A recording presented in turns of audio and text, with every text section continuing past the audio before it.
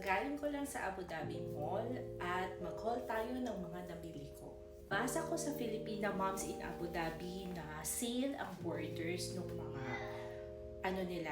bags and lunchbox, mga bento box. So, sabi ko punta kami sa Borders. Meron din actually sa Yas Mall, tsaka sa Dalma Mall. Pero yun nga, ang Abu Dhabi Mall kasi yung pinakamalapit. So, nakabili ako ng school bag ni Lexa. Ayan. So, ang original price niya is nasa 109. And nabili ko na lang siya ng 35 dirhams. Next naman ay school bag for Liam. Ayan, ang cute ng design. So, ang original price niya is 209. Then, nabili ko na lang ng 35 dirhams. So, maganda yung quality niya. Kasi, magaganda naman talaga yung mga bag dun sa Borders, diba? Tapos, yun nga lang pricey. Kaya pag di sale na talaga ako bumibili dun. Then, nagpabili din sila ng itong parang stationery pack or pencil case. Meron siyang notebook, crayon, sharpener, pencil, ruler. Ang price nito is 12 dirhams. Then, binilhan ko din ng terno na pencil case yung bag ni Liam. So, ang price nito is 79. Nabili ko siya for 15 dirhams. Maganda siya kasi ganyan siya ang laki. Tapos, pag open mo, ayan. Ganyan siya. And then, pwede mo tanggalin to. Tapos, ito na yung pinaka-pencil case. Eh, di ba minsan yung mga kids, meron silang dinadalang mga crayons, pwedeng ilagay yung crayons dito. Okay, so, good. Bye. Next, sa H&M, madaming sale, pero hindi na kasi masyadong nag-ikot. Ito lang binili ko. Gusto kasi ni Lexa tong long sleeves nila. Cute siya eh. Alam mo yung may ribbon, tapos may lace siya. So, this is only for 15 dirhams.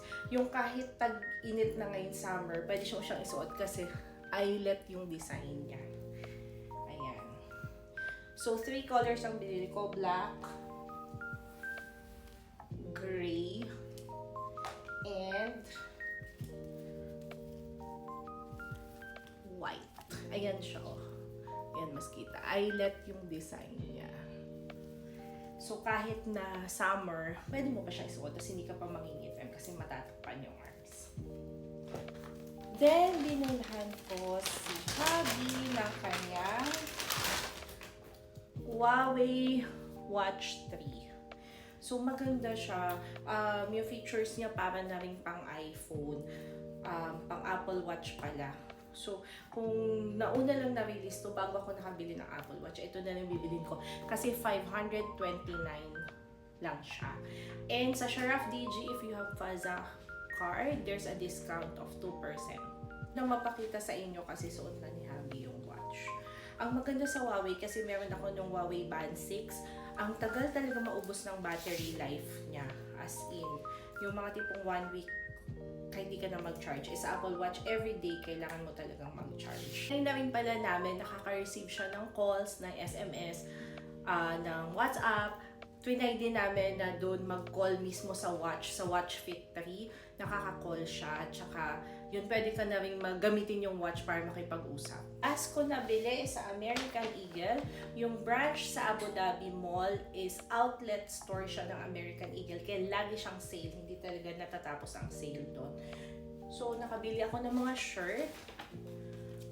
So, ito nakabili ako ng polo shirt para kay Daddy. Kung makikita na niya to. Then, ito, kay Hubby to na t-shirt. So, yung polo shirt, itong t-shirt is 40 dirhams. Then, t-shirt, mga pampasalubong.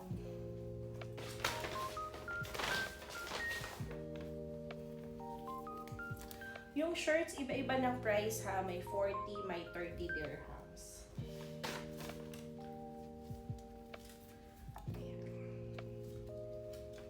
And then, para sa akin, bumili ako nitong polo shirt na to. Actually, maganda siya. 30 dirhams lang siya. Ayan, oh. 30 siya. Parang oversized na polo pang office.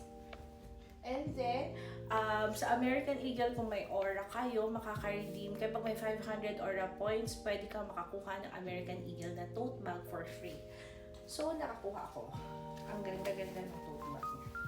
Ayan, it's a denim tote bag. So, 500 points sa aura, mag-redeem mo na siya for this American Eagle denim tote bag. So, yun lang. Thanks for watching. Add ko lang, gusto ko talaga tong DJI Osmo Pocket 3. Ayun, nahawakan ko na siya at ang ganda-ganda niya. Bibilhin ko na talaga siya kanina sa Sharaf, kaso out of stock siya. Pati sa Virgin Megastore, wala din.